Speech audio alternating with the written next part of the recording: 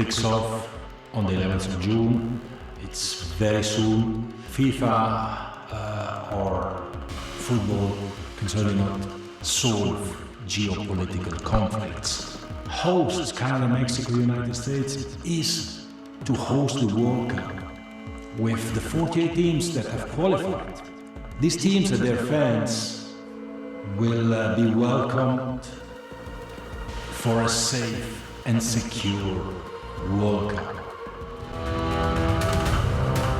FIFA has firmly rejected calls linked to Donald Trump's camp to remove Iran from the World Cup, delivering a blunt message: Iran will play.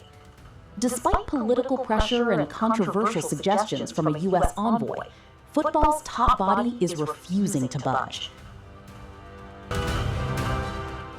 As per a reporting by BBC Sports, FIFA didn't just reject the idea, they shut it down completely. Federation's president Gianni Infantino made it crystal clear: Iran is coming, there is no backup plan, and politics will not decide participation. The World Cup kicks off on the 11th of June. It's very soon. We, of course, all know about the geopolitical situation around the world. And we said it many times, FIFA or football can certainly not solve geopolitical conflicts around the world. What we can, however, do, and what we will do, is use football and use the World Cup to bring people together, to build bridges, to foster understanding and peace between people from all over the world. The World Cup is a unique occasion and opportunity for everyone in the world to come together in a joyful, peaceful atmosphere. Our priority, and the priority of the three hosts, Canada, Mexico, United States, is to host the World Cup with the 48 teams that have qualified to the World Cup, or the 42 that have qualified and the 6 that will qualify in the playoffs in the next few days.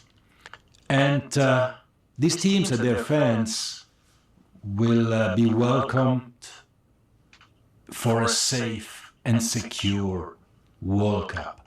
7 million people will be in the stadiums. Tens of millions will be in the three countries to just experience the World Cup vibe. 6 billion people will be watching the World Cup around the world, and we want this to be a peaceful event, an event of celebration, an event of joy, an event that brings a little bit or a little moment of relief to people from all over the world. We have thanks as well to the fact that we have 48 countries participating now, 48 teams. We have some debutants who made it for the first time, some maybe qualify, some other debutants in the World Cup, in the playoffs. Some teams who have not been in the World Cup for many, many years are back in the World Cup. So we want this to be an occasion to bring people together, and that's what the World Cup, the FIFA World Cup 2026 will be. Former FIFA President Sepp Blatter has backed a proposed fan boycott of World Cup matches in the United States because of the conduct of President Donald Trump and his administration at home and abroad. Pivot Hotels and Resorts' Senior Vice President of Commercial Optimization told CoStar, quote, "We are much less bullish about the World Cup than we were 3 months ago."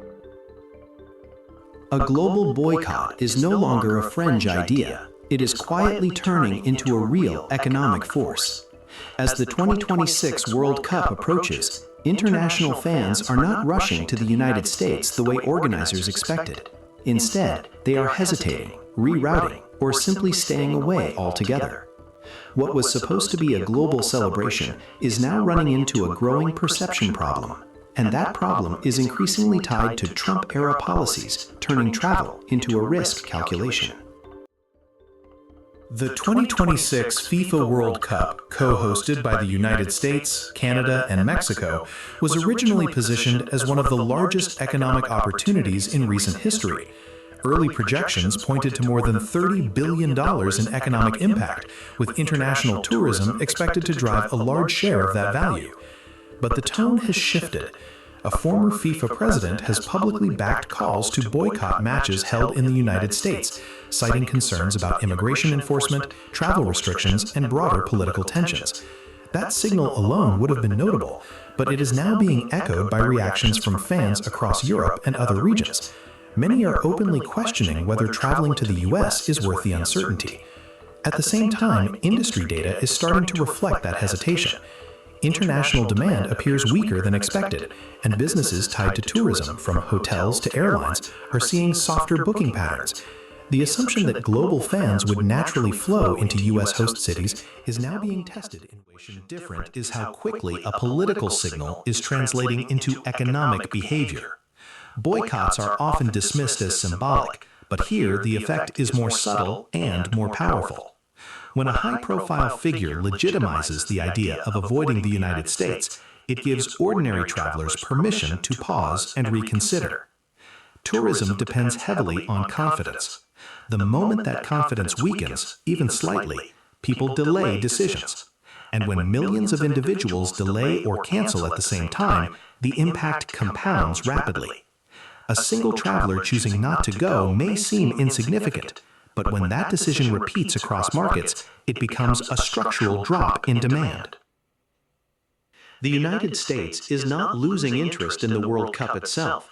The issue is that the overall travel equation has changed. Fans are no longer looking only at ticket prices or match schedules. They are thinking about the entire journey. They are considering whether entry will be smooth, whether there could be delays or unexpected scrutiny, and whether the broader political environment feels stable enough for a global event. Under Trump's second term, immigration and border enforcement policies have become stricter, and even when those policies are not directly targeting tourists, the perception spills over. Perception moves faster than policy. Once a destination begins to feel uncertain, it does not matter whether the risk is statistically high or low. What matters is how it is perceived. And right now, the United States is increasingly being evaluated not just as a host, but as a destination that carries additional risk. This is where the structure of a shared World Cup becomes especially important. Canada is operating under a different set of conditions. Its immigration process is widely viewed as more predictable, and its global image remains relatively stable. In this environment, that difference becomes an advantage. Fans who feel uncertain about entering the United States are not necessarily abandoning the tournament. Instead, they are adjusting their plans. They look for matches in Toronto or Vancouver, or they structure their travel in ways that minimize exposure to U.S. entry points. This creates a quiet shift in where the money goes. Canada does not need to outperform the United States in absolute terms. It simply needs to be the easier, more comfortable option. And in a situation defined by hesitation, being the easier choice is often about the game or about politics now. The world's biggest stage, where everyone expects football, not politics. There are situations where participation is not appropriate, and this is one of them. One statement and the entire world starts reacting. Breaking news, FIFA reacts in shock to the potential ban. This is not how the game works. Football is not supposed to be decided like this.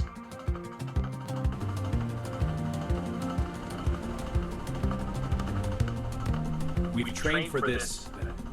Nothing else matters. There's a situation about our place in the tournament. For the players, the game suddenly becomes uncertain.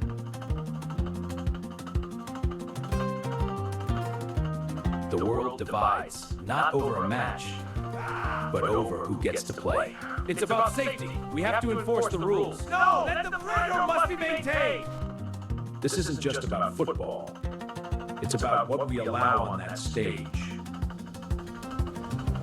Now, the decision moves to the only place that can make it final.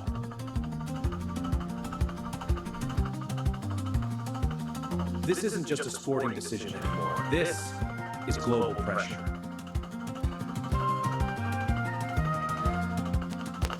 This isn't a suggestion. It's something that needs to be considered seriously. I understand. I'll give it immediate attention. If we allow this, football stops being neutral. Neutrality is a myth. We must adapt to Seoul. I won't stand for it. The integrity of the game is at stake. The game belongs to the fans, and now they're taking sides.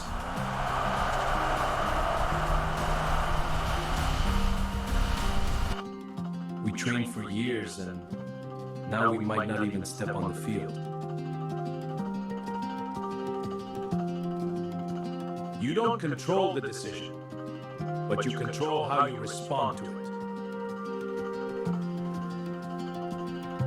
Thank you for joining us today.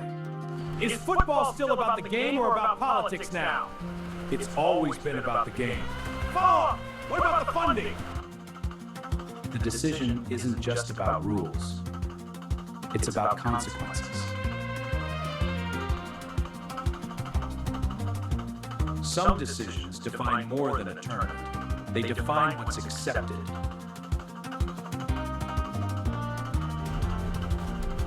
Now, there is no more time to delay.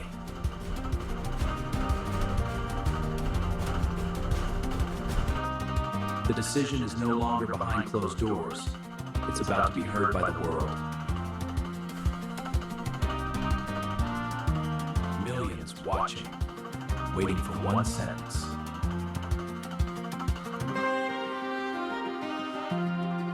Football must remain a space where the game comes first, above all else.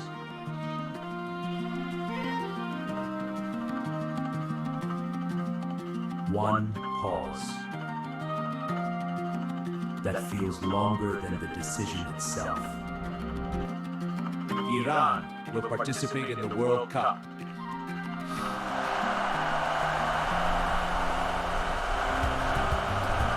One decision and the world reacts instantly. Yes! This is the best thing! No way! I'm so happy, I can't believe it! That decision will define more than just this tournament. So this is it. This is how it ends or begins.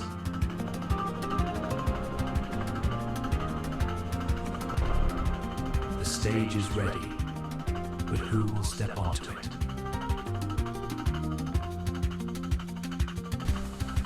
The decision has been made, but the story is far from over. After all the noise, it comes down to this moment.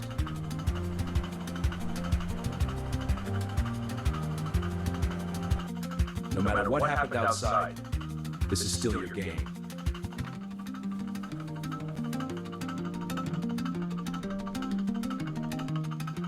Let's see what this decision really leads to.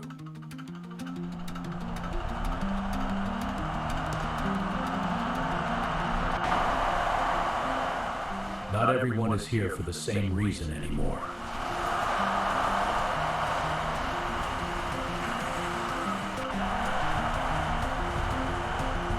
We made it.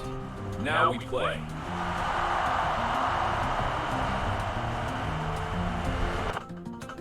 Everything that happened leads to this first touch.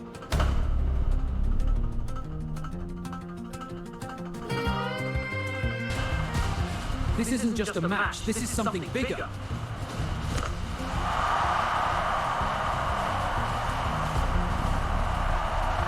For the world, this game means more than football.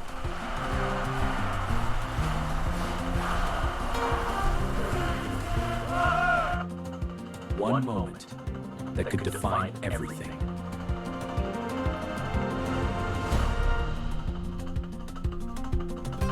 And in that moment, everything stops. Everything comes down to this.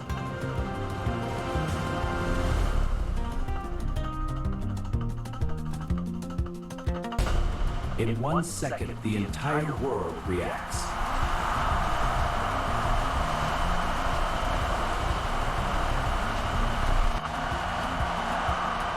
This is why we fought to be here!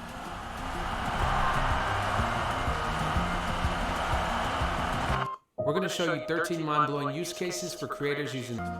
This moment feels very different. That changes how this will be seen. For a moment, the world forgets everything else.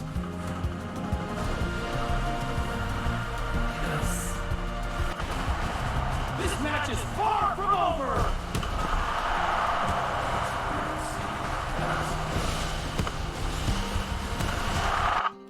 We're not just playing, we're proving something.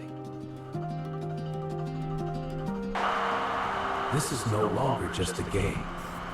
It's a message.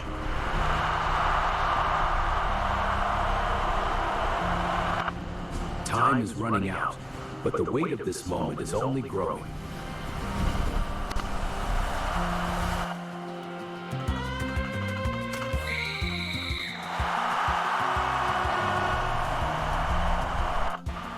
We won! Yes! No, it's over. Victory or defeat, it was never just about the score. The world watched and felt every second of it.